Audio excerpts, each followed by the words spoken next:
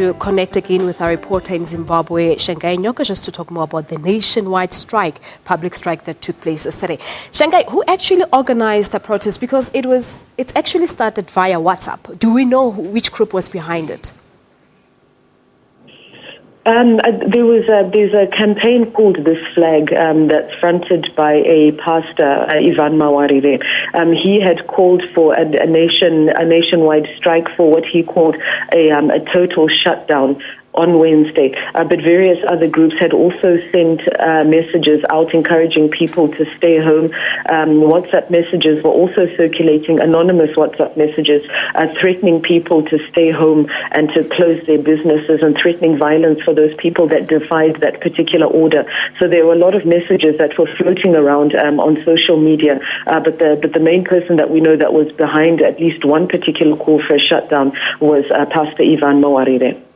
Right, and the internet was often unavailable yesterday. There were so many views, some saying that it might have been intentional from the government side. Do you know anything about that? Well, the government has said that they were not responsible for that shutdown.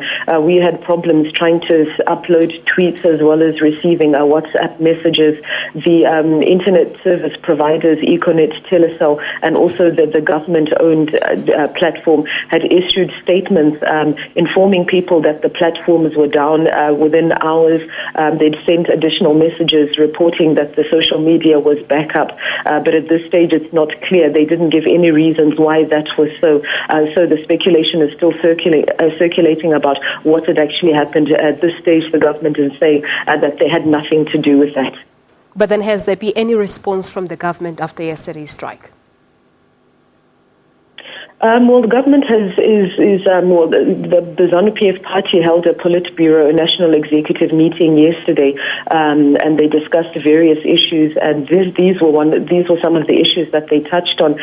According to them, they say that this is a regime change agenda that's organized by the opposition parties of people trying to oust the government, as well as certain divisive elements within the Zimbabwean society. But then what many people on the street are saying is that the government doesn't seem to be hearing what they are saying, and what they're saying is that they're suffering and that they need the economy to turn around. They need more jobs. So really, at this stage, between the ZANU-PF party and government and the people that participated in the stay away, there still seems to be a gap that hasn't been bridged yet. Now, quickly, finally, Shingai, a lot of Zimbabwean families depend on relatives in South Africa to send them food and other necessities. How will the country's decision to implement these restrictions on imports of basic goods to country affect such citizens? Well, the trade minister put out a statement a few days ago saying that the import restrictions are only for goods that people intend to resell, that these restrictions are only imposed for traders, and that ordinary individuals importing 2 or 3 items will be able to do so without the fear of having those goods seized. But we're hearing very different stories at the borders where people are saying that the Revenue Authority has seized their goods, especially on the restricted goods like toiletries, basic food items, as well as building materials. So there really is a lot of confusion, but the government is saying that these people, that group of people, should not be affected by this regime.